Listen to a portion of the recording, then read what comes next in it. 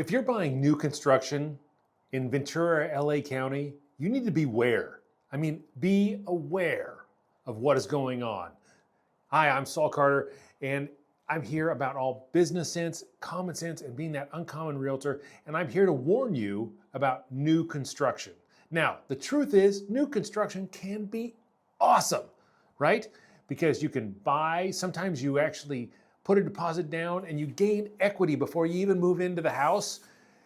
You can get some great incentives when you time for the builder's incentives to move in, and you can have a brand new everything, right? So you get a brand new AC unit and heating unit, and all these other things are just wrapped right into it, and it's a glorious thing. However, I don't know if you've been paying attention to social media lately, but there have been a lot of properties across the country where builders have written clauses into contracts and they are holding the buyer's feet to the fire and making them move in or close escrow on a property that is not move-in ready. And I cannot have that happen to you guys. Now, this whole thing is not legal advice. It is just educational, but I want you to be aware there are some things you can do to protect yourself. All right, so let's go through them and let's just talk about this in general on why you might be at risk if you are buying new construction. So the first thing is if you're buying an existing house versus buying new construction, typically you're going through a realtor and they are using a standardized California Association of Realtors contract. This contract has been built by and reiterated over the last 50 years, and now it's longer than ever, but those things are there to protect the buyers and the sellers, right? Typically, new home construction they use a contract that the builders have made themselves. They have the wherewithal to go out there and pay a lawyer $100,000 to make a contract that is completely in their favor. Now, most of them, if you just go and sign it, maybe it's a-okay. And I'm not going to necessarily name names on the ones that I've seen, but there are some builders in this area in California that have had some serious issues in states like Arizona and Florida and Texas. The builders have the wherewithal to make their own contract, which means they have the wherewithal to make their own clauses that favor them hugely, right? So all we need to do is make sure we read the contract to begin with. I know that seems simple and you've heard that a million times, but let's make sure we stick to that. There are some warning signs, right? Obviously, when you get into contract, you need to read the whole thing, have it reviewed by a lawyer if you find that something to do. At the very least, have somebody who is familiar with real estate review that contract for you. Builders typically will pay a commission to a realtor, so you don't necessarily have to go through the realtor that's sitting in the office at the builders, because just like not representing two sides in a normal resale transaction, because you're only going to really get represented as a buyer if you have your own agent. In California, with new laws and everything, you might have to pay a little bit extra for that. But is it worth it in the long run? Absolutely, because you're going to be able to have somebody who actually represents you exclusively. A builder's realtor is not going to represent you, honestly, in any way, shape, or form, because they have more than one transaction. Imagine having 100 transactions at risk, or just one because they want to make sure, because they try to represent you a little bit too strong and they lose this 100 transactions over here. It's not going to happen, right? The incentives just are not built right to protect the buyers in that situation. So if you are running into a situation where you feel like your home is close enough, so you just are going to go ahead and close it, that's a no-go. If you don't close, you're at risk of losing your deposit. Got to be careful of that, because it doesn't mean that you don't want to do your due diligence as a buyer and fulfill all your contractual obligations as a buyer, but you don't want to get into a situation where there are things about the house that are not done and you get promises, especially verbal promises on the back end. Hey, close it, we'll get this taken care of later. Because once they have their money in their hands, they are not as incentivized, unless you call KTLA, to come and take care of those problems, right? Doesn't mean they will not. It just means that we need to understand what the incentive structures are here. And after closing, let's be honest, just what I just referenced is things are going to slow down as far as response time because they've got your money, right?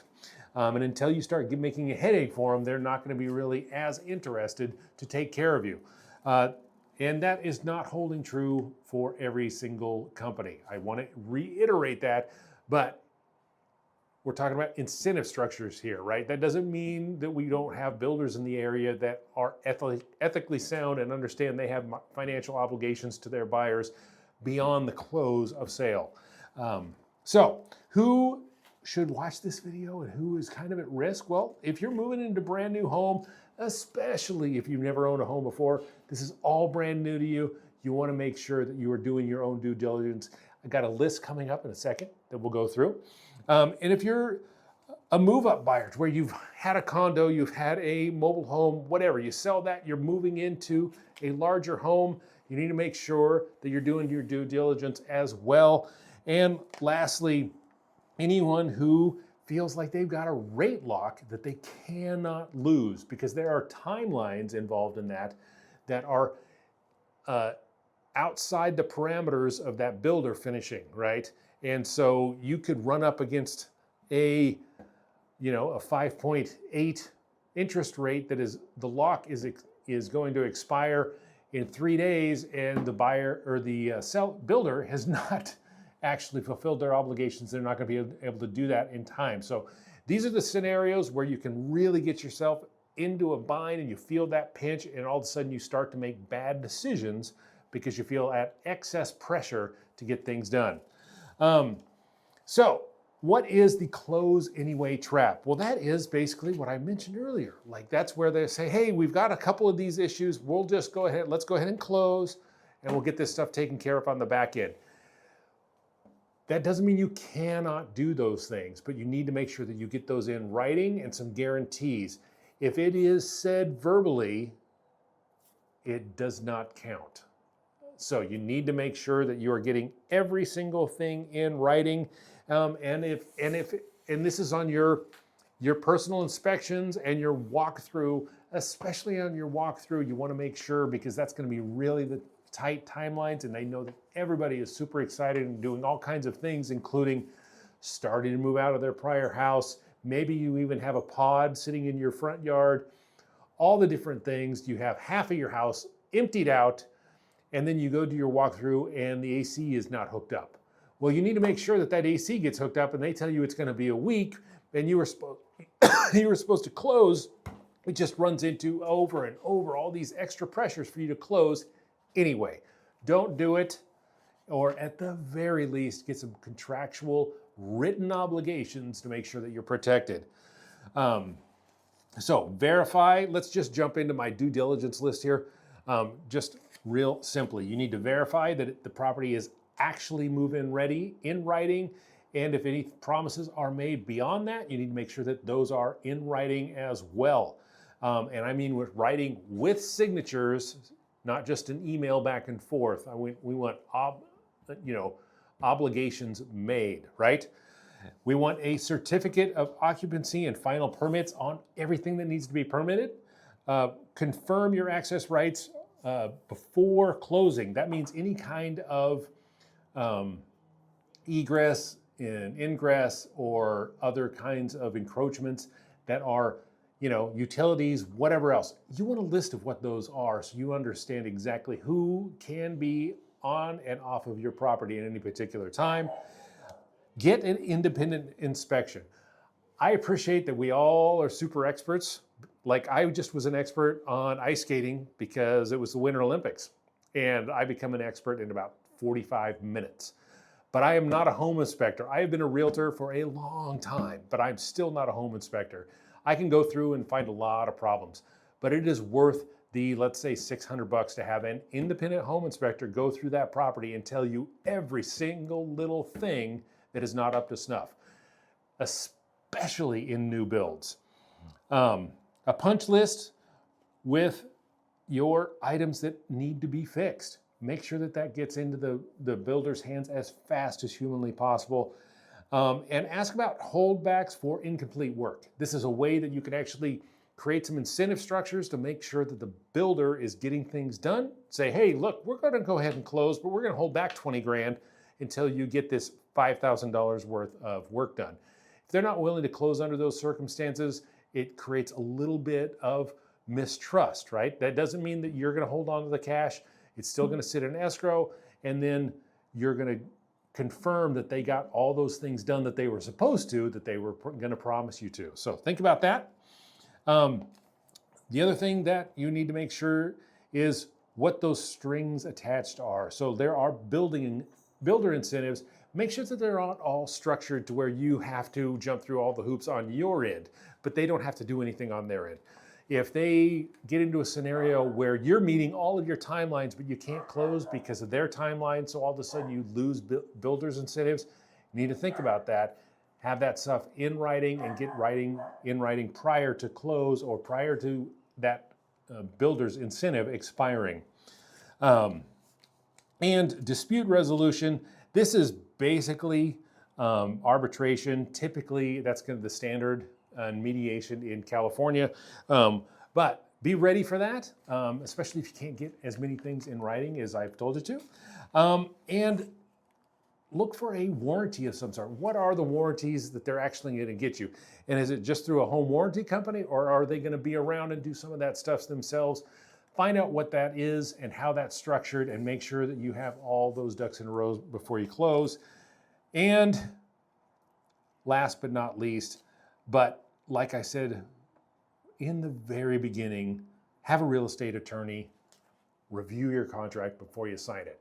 Like I said, as a realtor myself, I'm not going out and writing a brand new contract for every single seller. I'm using the CAR forms, the California Association of Realtor forms. Using those are very standardized because I don't have $100,000 to go out there and create my own, right? And it's just not worth it. I want to represent everybody that I represent as best I can, and I don't need to write up new contracts for that. We can always write in clauses and everything, but oddly enough, when you have a California state realist contract and you write in the clause, it's very noticeable that you wrote it in. When a builder writes it in, it just looks like everything else. So everything just feels very standard, even though they might have actually written some crazy language into a section. If you haven't already, you can look around on the internet and you can find some crazy news stories on, different news outlets, as well as a whole bunch of social media people where people are just complaining. I put a lot more credence into the news stories than just the people complaining on the interwebs, but it still means that you need to have your ducks in a row when you're buying new construction, just as you do when you're not buying new construction. However, the one thing is that seller is also the builder, right? So that gives them a whole bunch of extra incentives to make sure that they put things into their favor. So anyway, I want to give you, lastly, a quick list of the builders in the area. I don't have any affiliation with these guys. I just kind of looked up who is doing new construction in the area. In Ventura, there's Shea Homes. KV is also doing in that area. Santa Paula has Lennar, and Richmond Homes, and Camarillo has Lennar. Piru has Williams Homes. Fillmore, Comstock Homes, and Santa Rosa Valley or Simi Valley area has Toll Brothers and Pacific Communities. And that's just kind of the Ventura area. But I wanted to give a quick list. I'm not calling anybody out regarding this in any way, shape, or form. It just says that is the list. Feel free to look up the reputations of each one of those on your own and let the cards fall where they may. But you need to make sure that you are doing your due diligence. Now, if you are looking for more tricks and tips, or even just advice on how to make sure that you are taken care of when you're buying a home, subscribe, and I will talk to you soon. Let me know if you got any questions. Catch you later.